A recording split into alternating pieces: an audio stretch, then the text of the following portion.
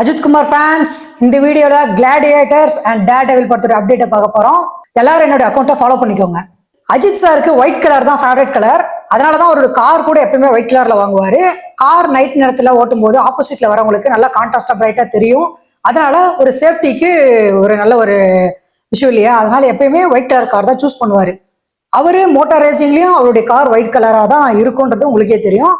நேத்து அப்படி இருந்த ஒருத்தன் அஜித் குமார் காருடா இது அப்படின்னு சொல்லிட்டு வேணும்னே வந்து இடிச்சுட்டான்.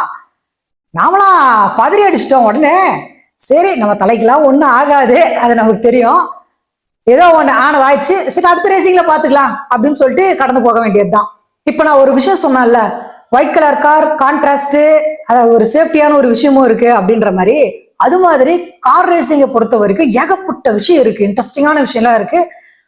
சூப்பரா ஸ்ட்ராட்டஜி பண்ணி பிளான் பண்ணி ஒரு ரேஸை எப்படி வந்து கம்ப்ளீட் பண்றாங்க அப்படிங்கிறது வந்து ஒரு டாக்குமெண்ட்ரியா அக்டோபர் மாசம் கிளாடியேட்டர்ஸ் அப்படிங்கிற பேர்ல அஜித் குமார் அவருடைய நிஜ வாழ்க்கையில அவர் அங்க என்ன பண்றாரு அப்படிங்கிறத ஏஎல் விஜய் எடுத்திருக்காரு. அது நமக்குலாம் தெரியும். அக்டோபர் மாசம் ரிலீஸ் ஆக போகுது டேர் டெவில் படம் அப்டேட் எல்லாமே வந்தது. ஷாலினி அஜித் குமார் ப்ரொடக்ஷன்ஸ், பிரேவாட் ப்ரொடக்ஷன்ஸ் அப்படின்றதெல்லாம் வந்து அப்படியே ரசிகர்லாம் உடனே பயங்கர உற்சாகத்துல இருக்காங்க. அஜித் குமாரே ப்ரொடக்ஷன்ல இறங்கிட்டாரு, நீ யாரா ப்ரொடியூஸ் பண்றதுக்கு, நீ யாரா சம்பளம் கொடுக்கறது, நானே இறங்குறடா அப்படின்னு சொல்லிட்டு தலா இறங்கியிருக்காரு.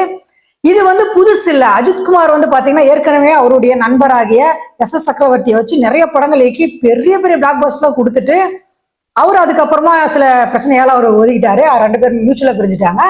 ஆனா அவரை வளர்த்து விட்டதே அஜித் குமார் தான். மாதிரி அவருக்கு ப்ரொடக்ஷன் அப்படிங்கிறது எக்ஸ்பீரியன்ஸ் அதிகம் அஜித்துக்கு. அவருக்கு இப்பதான் வந்து ஓன் ப்ரொடக்ஷன் ஓன் நேம்ல வராரு அவரு. ஆனா இதுக்கு முன்னாடி எக்ஸ்பீரியன்ஸ் அதிகம்.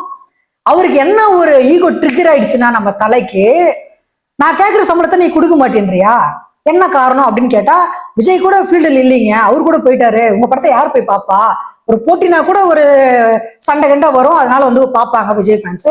அஜித் ஃபேன்ஸ் மட்டும்தான் உங்க படத்தை விடாமுயற்சியை பார்த்தாங்க, குட் பேட் அக்லியை பார்த்தாங்க. அதனால எப்படி உங்களுக்கு மார்க்கெட்டு நீங்க சொல்ற சம்பளத்தை கொடுக்க முடியும்னு சொன்னாங்க. அப்பதான் அஜித் சாருக்கு பயங்கரமா கோவம் வந்துருச்சு. நான் ஓன் ப்ரொடக்ஷன்ல இறங்குறேன், நான் யாருன்றத நானே ப்ரூவ் பண்ணி காட்டுறேன். கண்டிப்பா நீங்க பாருங்க, இந்த டேர்டெவில் படம் எவ்வளவு பெரிய பாக்ஸ் ஆஃபீஸ் அடைய போகுது, அதுக்கப்புறம் எத்தனை ப்ரொடியூசர்ஸ் லைன்ல வந்து நிக்கிறாங்க. அஜித் சார் போங்கடா அப்படின்னு ஒதுக்கல, நீங்க பாத்துக்கிட்டே இருங்க. டேர்டெவில் படத்துடைய அப்டேட் என்னன்னா, செப்டம்பர் மாசம் கடைசியில ஷூட்டிங் வந்து ஸ்டார்ட் பண்றாங்க.